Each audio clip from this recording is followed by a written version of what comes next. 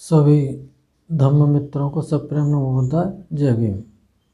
संयुक्त निकाय भाग 1 का चौथा जो भाग है कलार क्षत्रिय वर्ग, इसमें तीसरा सूत्र है पठम याणवत्तु सूत्र, यानी कि ज्ञान के विषय। श्रावस्ती में घटना श्रावस्ती की है। भिक्षुओं, मैं 44 ज्ञान के विषयों का उपदेश करूँगा, उसे सुनो, अच्छी तरह मन में लगाओ। मैं कहता हूँ। बनते बहुत अच्छा, कह भिक्षुओं ने भगवान को उत्तर दिया। भगवान बोले, भिक्षुओं, ज्ञान के 44 विषय कौन से हैं? जरा मरण का ज्ञान, जरा मरण के समुदय का ज्ञान, जरा मरण के निरोध का ज्ञान, आरा मरण की निरोध गामिनी प्रतिपदा का ज्ञान, प्रतिपदा।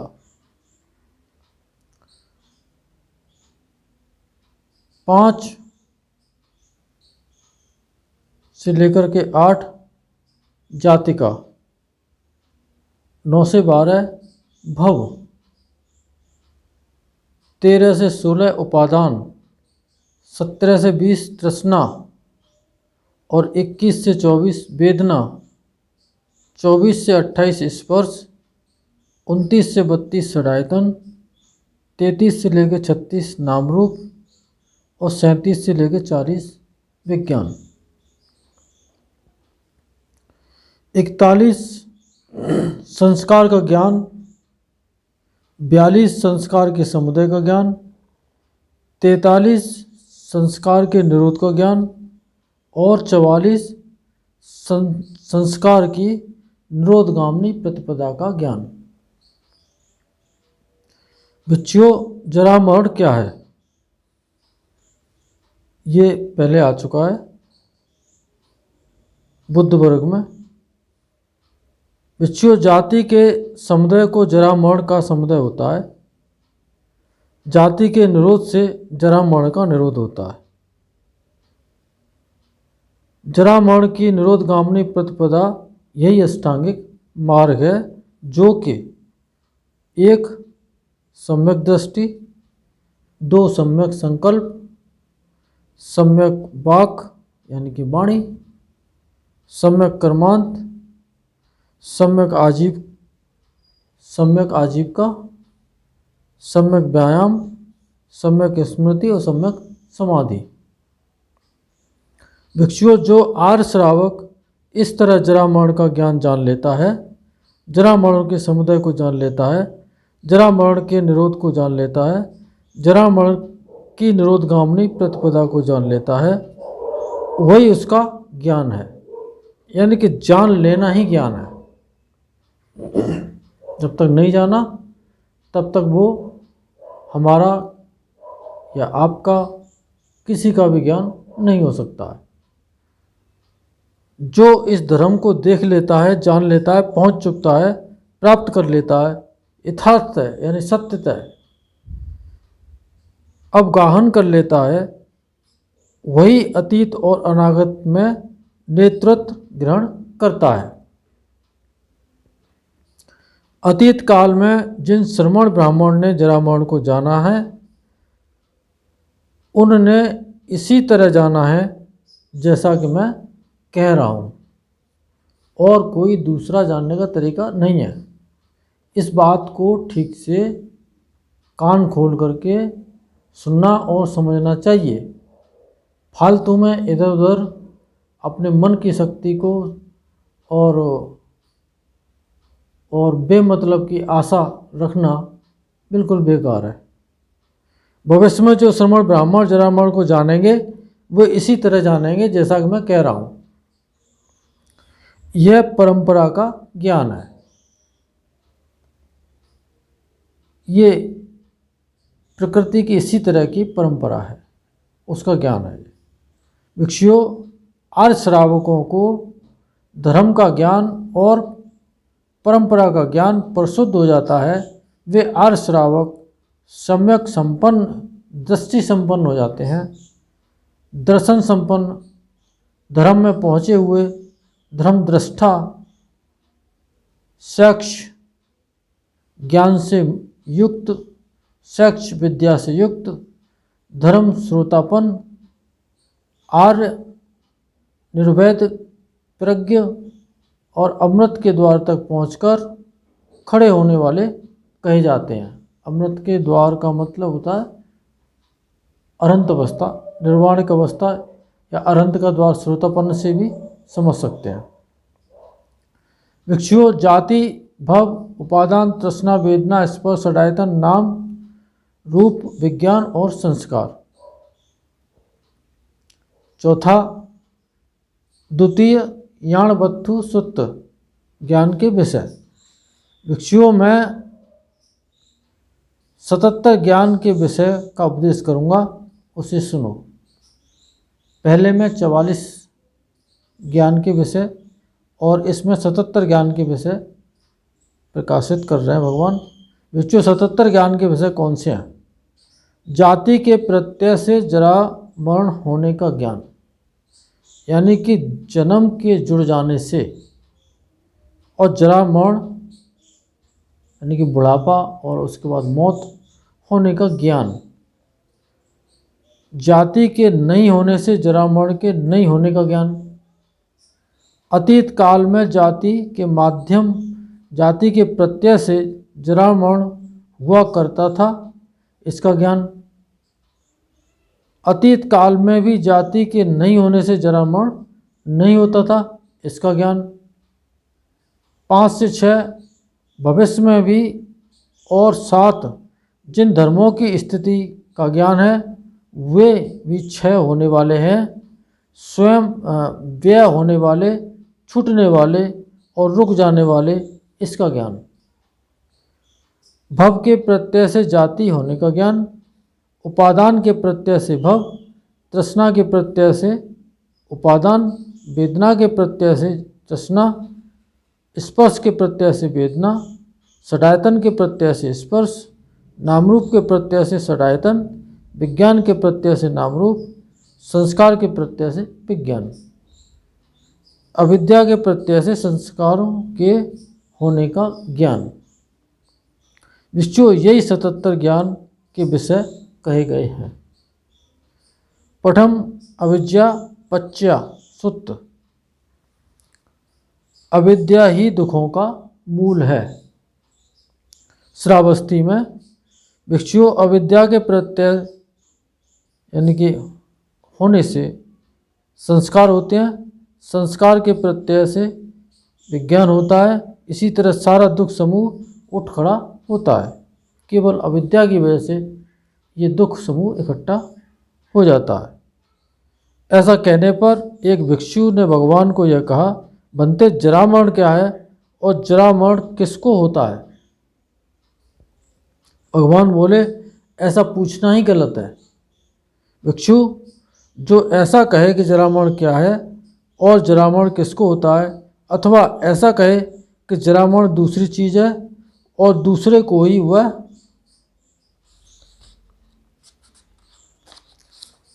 जरामरण होता है, तो इन दोनों का अर्थ एक है, केवल शब्दावली अलग है,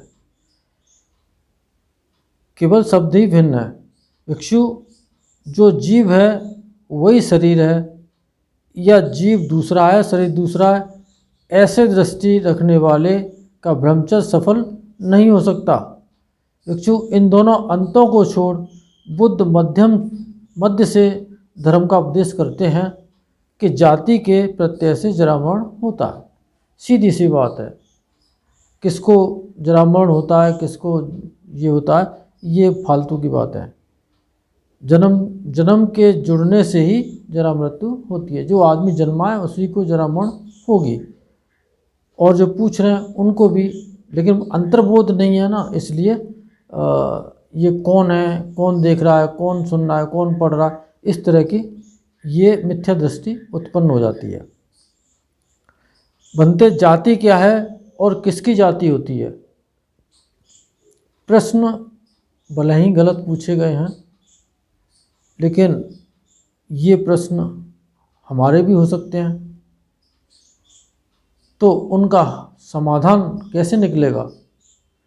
तो उसी तरह से उन भिक्षु ने भगवान को ये पूछा है। इसे पूछने से हमारी भ्रांति भी दूर होगी। बनते जाति क्या है और जाति किसको होती है। भगवान बोले ऐसा पूछना ही गलत है, जैसा ऊपर कहा गया है उसी तरह से इसका अर्थ है। भिक्षु इन दोनों अंतों को छोड़ बुद्ध मध्यम से धर्म का उपदेश करते हैं कि भव के प्रत्यय से जाति होती है। यानी कि भव जिसको होना कहते हैं,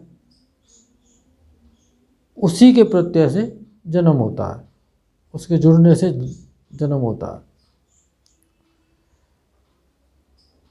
उपादान के प्रत्यय से भव, तृष्णा के प्रत्यय से उपादान, वेदना के प्रत्यय से तृष्णा, स्पर्श के प्रत्यय से वेदना, षडायतन के प्रत्यय से स्पर्श, नामरूप के प्रत्यय से षडायतन, विज्ञान के प्रत्यय से नामरूप, संस्कार के प्रत्यय से विज्ञान और अविद्या के प्रत्यय से संस्कार।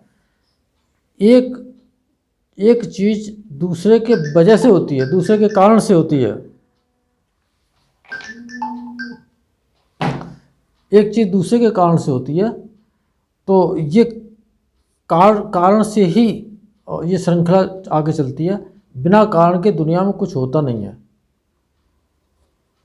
भिक्षु उसी अविद्या के बिल्कुल हट और रुक जाने से जो कुछ गड़बड़ी और उल्टी पलटी है कि जरामण क्या है और जरामण होता है किसको, अथवा जरामण दूसरी चीज़ है और किसी दूसरे को जरामण होता है, अथवा जो जीव है वही शरीर है और जीव दूसरा है और शरीर दूसरा है, सभी हट जाती हैं, निर्मूल हो जाती हैं, फिर भी उगने लायक नहीं रहती।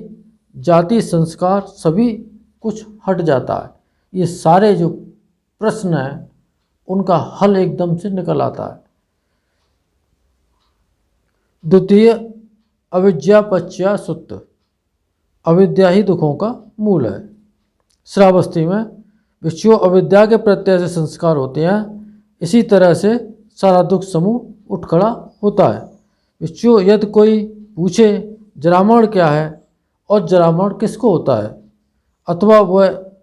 अथवा यह कि जरामण दूसरी चीज़ है और किसी दूसरे ही चीज़ को जरामण होता है, तो भिक्षु दोनों का एक ही अर्थ है। भिक्षु जो जीव है वही शरीर है, अथवा जीव दूसरा है और शरीर दूसरा है, ऐसी मिथ्या दृष्टि होने से ब्रह्मचर्य कभी पूरा नहीं हो सकता। भिक्षु इन दोनों अंतों को छोड़ बुद्ध मध्य से धर्मों का उपदेश करते हैं। भिक्षु यदि कोई यह पूछे कि जाति क्या है, भव क्या है, उपादान क्या है, तृष्णा क्या है, वेदना क्या है, स्पर्श क्या है, षडायतन क्या है, नामरूप क्या है, विज्ञान क्या है, संस्कार क्या है, भिक्षु इन दोनों अंतों को छोड़ बुद्ध मध्य से धर्म का उपदेश करते हैं कि अविद्या के प्रत्यय से संस्कार होते हैं। ये पूरे प्रतीत समुत्पाद की चैन लंबे टाइम से पढ़ी जा रही है और अब तक आपकी समझ में आ गई होगी। अगर सारे वीडियो अगर आपने देखे होंगे पीछे के, तो अब तक समझ में आ गई होगी कि भगवान क्या कहना चाहते थे और क्या दिखाना चाहते थे। तो विपश्यना क्यों, इसीलिए क्योंकि जब तक अंतर्मुखी होकर के भीतर नहीं देखेंगे तब तक भ्रांति दूर हो नहीं सकती। तब तक ऐसे ही लगता रहेगा कि ये ऐसे कैसे है, ये तो कुछ और है ना। तो इसी तरह से वहाँ तक पहुँचा जा सकता है। भिक्षु उसी अविद्या के बिल्कुल हट और रुक जाने से जो कुछ गड़बड़ी और उल्टी पलटी है कि जरामण क्या है, ये भ्रम जो भ्रांति है, जरामण होता है किसको होता है, अथवा जरामण दूसरी चीज़ है, इस तरह की बुनियाद की जो बातें हैं सभी हट जाती हैं। केवल अविद्या हट जाती है तो सारे जो संदेह हैं जो संदेह नष्ट हो जाते हैं पूरे, कुछ नहीं बचता। सातवां सूत्र है न तुम सुत, शरीर अपना नहीं। श्रावस्ती में भिक्षुओं, काया न तुम्हारी अपनी है और न दूसरे की। भिक्षुओं, यह पूर्व कर्मों के फलस्वरूप चेतना और वेदना से युक्त प्रत्ययों के होने से उत्पन्न है। ये कारण है काया का उत्पन्न होना। पूर्व कर्मों के फलस्वरूप उनके जो परिणाम हैं, उनके परिणाम के अनुसार चेतना और वेदना से युक्त प्रत्ययों के होने के कारण है ये शरीर है। भिक्षु, आर्य श्रावक इसे सीख प्रतीत समुत्पाद का ही ठीक से मनन करता है। इसी तरह इसके होने से यह होता है, इसके उत्पाद से यह उत्पन्न होता है, हो जाता है, इसके नहीं होने से यह नहीं होता, इसके निरोध होने से निरुद्ध हो जाता है। अविद्या के प्रत्यय से संस्कार होते हैं, संस्कार के प्रत्यय से विज्ञान है और नाम रूप है, षडायतन है, इस तरह से आगे की श्रृंखला चलती है। अविद्या के प्रत्यय से संस्कार, उसी अविद्या के बिल्कुल हट और रुक जाने से सब कुछ खत्म हो जाता है। पठम चेतना सुत्त, चेतना और संकल्प के अभाव में मुक्ति। श्रावस्ती में भिक्षुओं, जो चेतना करता है, किसी काम को करने का संकल्प करता है, किसी काम में लग जाता है, वह विज्ञान की स्थिति बनाए रखने का आलम्बन होता है। विज्ञान के बने रहने से, बढ़ते रहने से भविष्य में बार बार जन्म लेता है। ये आलम्बनों के कारण ही होता है। जो बांध लेता है, जो अपनी तरफ फोकस कर लेता है, वो आलम्बन। भिक्षुओं, जो चेतना नहीं करता, संकल्प नहीं करता, किंतु काम में लग जाता है, वह भी विज्ञान की स्थिति बनाए रखने का आलम्बन होता है। जो साधना करते हैं उसमें वेदनाओं को लेकर के, पहले श्वास को लेकर के श्वास पे आलम्बन बना के काम करते हैं, फिर संवेदनाओं को आलम्बन बना के काम करते हैं। आलम्बन तो यहाँ भी होता है। विज्ञान के बने रहने से, बढ़ते रहने से भविष्य में बार बार जन्म लेता है। भविष्य में बार बार जन्म लेने से जरा मरण शोक बना रहता है। इस तरह सारा दुख समूह उठ खड़ा होता है। भिक्षु, जो चेतना नहीं करता, संकल्प नहीं करता और न किसी काम में लगता है, वह विज्ञान की स्थिति बनाए रखने का आलम्बन नहीं होता। विज्ञान के बने नहीं रहने से, बढ़ते नहीं रहने से भविष्य में बार बार जन्म नहीं लेता। भविष्य में जन्म नहीं लेने से जरा मरण शोक छूट जाता है। इसी तरह सारा दुख समूह रुक जाता है। कि